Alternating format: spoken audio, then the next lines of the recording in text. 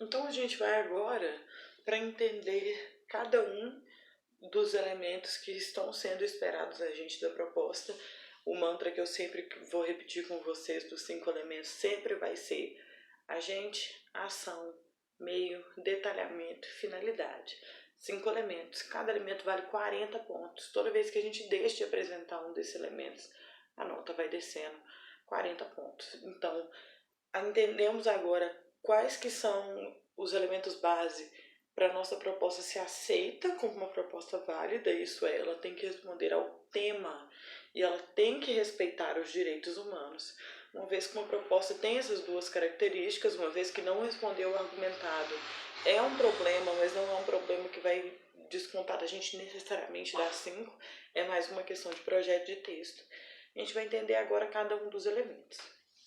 Então, a primeira coisa que a gente vai analisar é a nossa ação, né? Gosto de pensar nela como núcleo da proposta, porque é aí que vai, de fato, estar a mudança que a gente vai estar fazendo no mundo, em prol da solução do problema. Então, ela sempre se refere à ação prática apontada pelo participante. Vou deixar exemplos aí de ações que são consideradas mudanças válidas, então criar mecanismos de proteção, criar leis. É importante haver uma conscientização do processo.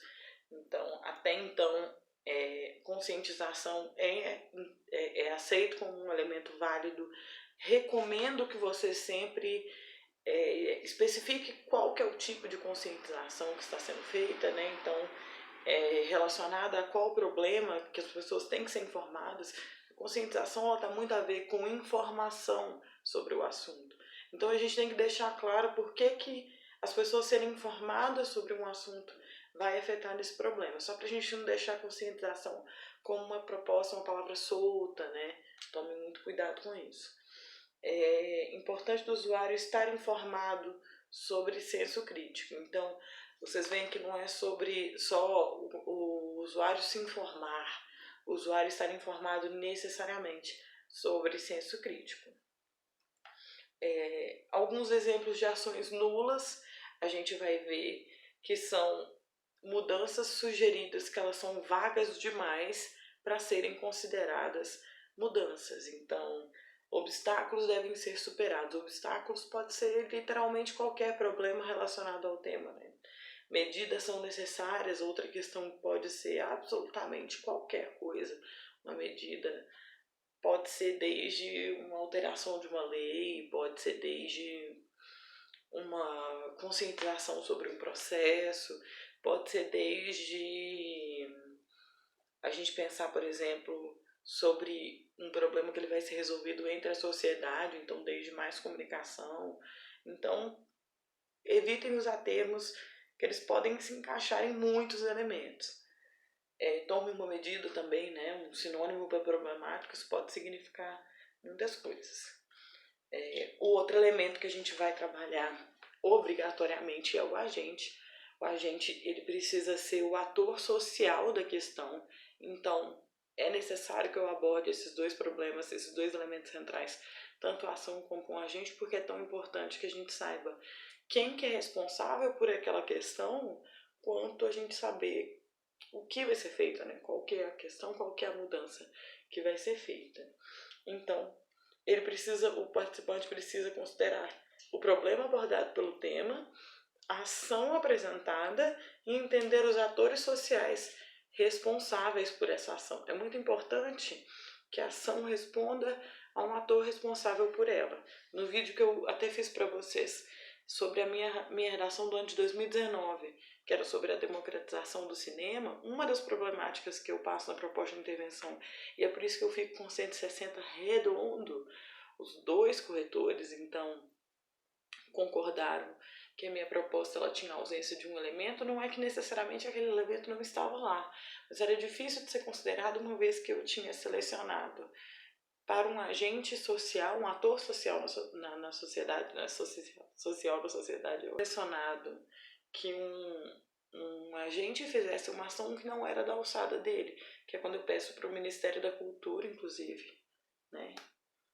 descanse em paz. A gente nem tem um ministério específico para ele, para cultura agora já é dentro da Secretaria do Turismo. Eu pedi para o Ministério da Cultura abaixar os preços de ingressos de cinema em shoppings, e eu pedi para um agente público ter uma alçada que era já dentro de empresas particulares, mesmo que eu tenha feito um meio que tentava fazer um diálogo entre eles, né? Não é o meio que estava sendo considerado. Eu pedi, coloquei uma gente, coloquei uma ação, eles não se conversam, um desses meios, um desses elementos ele vai ser desconsiderado. Então precisa ter um diálogo muito direto, não só entre o agente e a ação, mas como entre todos os elementos da proposta. Deixo aí algumas questões, alguns exemplos de agentes que foram aceitos no ano passado: provedores de conteúdos, órgãos competentes do Estado em parceria com escolas. Peço muita atenção em relação a esses órgãos competentes. Inclusive, eu vou deixar de aviso que todos esses exemplos que o manual usa são de redações práticas. Então, vocês podem ver que eles estão com erros de acentuação, ou eles estão com erros de vírgula, de construção de sentenças, porque eles são exemplos retirados das próprias redações do Enem. Esse órgão, inclusive, devia ter um acento. Mas eu peço atenção para vocês quando usarem esses elementos vagos, porque o que acontece? O nosso guia, ele sempre vai ser um manual, ele sempre vai ser a orientação oficial que os corretores utilizam. A questão é que muitas vezes a gente vê redações voltando que elas não necessariamente obedecem esse manual à risca. E quando a discordância entre corretores ela é muito pequena, como concordar ou não com um agente, como concordar ou não com uma ação, não é uma prova que ela tem recurso. Então, se um dos corretores considerar isso vago demais, é possível que ele coloque essa proposta no 160. Aí o outro corretor daria, por exemplo, 200 e a gente fica com 180 nela. Então, assim, é sempre interessante que a gente utilize o manual como guia, mas observe como a banca se comporta na prática. E a gente vê uma preferência dela pela especializar é ótimo, né? Pela especificação, a gente vê uma preferência dela muito grande pela especificação dos elementos. Então é interessante que a gente utilize sempre um agente que possa ser identificado no mundo, porque é sempre interessante que eu demonstre conhecimento na questão. Então, é importante que a gente mostre que a gente não só está sugerindo uma mudança, mas que a gente tem uma noção prática de como que ela é feita. Ainda mais quando a gente já sabe que é isso que a banca está cobrando. O modo meio da proposta, ele é o que mais diretamente se relaciona dentro dela à ação. Porque eu não estou perguntando, por exemplo, o modo da finalidade, o modo de um detalhamento específico. O meio, ele sempre é meio da ação. Então, às vezes acontece, por exemplo, de um aluno colocar uma ação, por exemplo, a criação de leis. E aí ele coloca na finalidade que o objetivo da criação dessa lei é que se diminua os casos de trabalho infantil na contemporaneidade. E aí ele coloca o meio referente da finalidade, no sentido de... E aí o modo que ele coloca que essa finalidade vai ser atingida é por exercer essa proposta na prática. Então ele ainda não me disse que ele sabe como que leis são criadas na sociedade. Muito importante isso. Ele precisa justificar necessariamente a ação.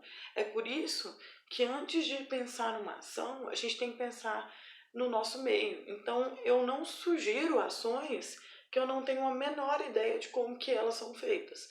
Eu não coloco criação de leis se eu não tenho muita ideia de como que leis são criadas na sociedade. Eu não coloco, por exemplo, criação de tributos, criação de impostos, a não ser que eu necessariamente entenda como que isso é feito. Vou colocar alguns exemplos aqui de meios válidos. Mais uma vez, a gente está usando o manual em consideração, então o que a gente vai ver são exemplos da redação sobre manipulação de dados. O primeiro é sobre exposições do meio digital, o segundo são as próprias redes sociais, panfletos e propagandas, e projetos, propagandas e palestras. Então, ambos casos que o participante demonstra conhecimento de como que a ação é efetivada. O efeito do texto. Então, assim, se a gente levar em consideração o método de perguntas, né, que muitas vezes a gente utiliza, que o agente ele vai perguntar quem, a ação vai perguntar o que vai ser feito, o meio vai perguntar como que a ação é feita, a pergunta que o efeito tem para fazer é para quê. Então, eu gosto de usar ela como um e daí, né? O que isso significa? Se a gente não tem essa proposta de intervenção até hoje na sociedade, amanhã ela é implementada, qual que é a diferença real no mundo que essa proposta vai fazer para a gente? Então, ela precisa dar resultados, mostrar os resultados que a gente pretende fazer nessa proposta. Deixo alguns exemplos para que as empresas coletem os dados, para combatermos tais censuras, com o objetivo de demonstrar a importância dos dados pessoais. Uma coisa que eu gosto de marcar muito dentro dessas propostas é que uma coisa que facilita muito e que orienta muito os corretores a identificarem um elemento com a intenção que eu tive quando eu coloquei esse elemento da minha proposta é usar uma conjunção, um conectivo que vai guiar esse resultado. Então o meio é muito importante que a gente marque ele com uma conjunção de modo, que a gente chame ele de meio, por meio de modo que. Não sou muito fã do através, que eu vou ser bem sincera, mas ele super funciona dentro da língua, o Enem aceita ele como uma conjunção de meio, e é uma forma da gente avisar para o corretor, essa é minha ação e esse é meu meio. Da mesma forma que o efeito precisa ser marcado com uma conjunção de finalidade. Para quê, com o objetivo que, é muito importante que a gente mostre que a gente entendeu o que está sendo cobrado ali. Então eu anuncio o meu elemento como o elemento que eu quero que ele seja considerado, com a finalidade de propor, com o objetivo de demonstrar para combatermos. Então sempre marcar esses elementos da melhor forma possível. Detalhamento. O detalhamento é uma das perguntas que ela não é tão objetiva, né? Não é só essas perguntas de 2 palavras. O manual marca ele como que outra informação desse elemento já foi apresentada. E é interessante analisar os elementos dessa pergunta, porque olha só, que outra informação, então outra no sentido de que nenhum desses elementos por si só, nenhum desses elementos é computado 2 vezes. Então, por exemplo, eu tenho uma proposta que ela não tem meio, mas ela tem 2 finalidades, é por causa disso que eu vou considerar essa segunda finalidade como um complemento para esse meio e vou dar o ponto. Cada elemento só é considerado para a pontuação uma vez, mas é interessante que o detalhamento marca isso melhor, porque o detalhamento, como o nome mesmo diz, ele é um detalhe, ele é uma informação extra, uma informação a mais. Então, se eu digo, por exemplo, palestras deverão ser feitas em escolas, é complicado o corretor considerar em escolas como detalhamento, porque palestras por si só é uma informação que ela ficaria um pouco incompleta. Então é como se ele estivesse considerando essa informação inteira. Ela faz sentido porque ela está inteira como um agente, como uma ação, perdão, e aí depois eu volto e considero um elemento dela a mais como detalhamento. Não é assim que funciona. Eu preciso, uma vez que já estabelecido um elemento de forma muito clara, eu volto nele e dou mais informação sobre ele. O detalhamento ele pode estar relacionado a qualquer um dos 5 elementos, mas ele precisa que fique claro isso. Eu marquei o elemento primeiro, depois eu voltei, eu dei qualquer outra informação, detalhe sobre ela. Então, alguns exemplos de detalhamento eu gosto muito de marcar como exemplificação, como é o nosso primeiro exemplo aqui. E depois que a gente dá uma finalidade, eu aprofundo essa finalidade. Olha, por fim, o indivíduo deve se atentar para não ser manipulado, afinal a internet tem o dever de informar e não de influenciar. A segunda informação é uma explicação de por que o indivíduo deve se atentar. Deixo aí cada um dos exemplos de detalhamento, né? Então a gente tem exemplos tanto da ação quanto do efeito, quanto depois detalhamentos do agente e detalhamento do modo e meio. Peço atenção para o detalhamento do agente, ainda mais porque assim eu preciso focar nisso de ser uma informação nova, uma informação extra. Então tenho que tomar cuidado para não colocar, por exemplo, o Ministério da Saúde, vírgula, por sua obrigatoriedade com o cuidado da saúde da população. O fato que o Ministério da Saúde é responsável pela saúde do país não é uma informação nova, porque essa informação está implícita com o próprio nome dele. Agora, se eu digo o Ministério da Saúde, por ter compromisso com o bem-estar físico de todos os brasileiros, o que inclui questões de saneamento, o que inclui questões de mortalidade infantil, quando eu especifico ações dentro dele, aí é que eu consigo considerar que uma informação nova, um detalhe a mais, ele está sendo apresentado sobre esse elemento. Então, vou deixar para vocês alguns exercícios. Assim, como a gente já conseguiu agora passar um pouco sobre cada competência, a próxima competência que eu falto passar para vocês é a competência 4, mas a gente vai abordar ela num aulão, se eu não me engano, no dia 7 de julho, eu vou confirmar essa data, no dia 7 de julho, vou confirmar essa data para vocês, mas vai ser um aulão do YouTube sobre conectivos. A partir de agora a gente já consegue fazer alguns exercícios que incluem a correção de uma redação como um todo. Então a gente vai começar a tentar analisar textos para ver como que as competências se relacionam entre si e como que a gente consegue planejar elas antes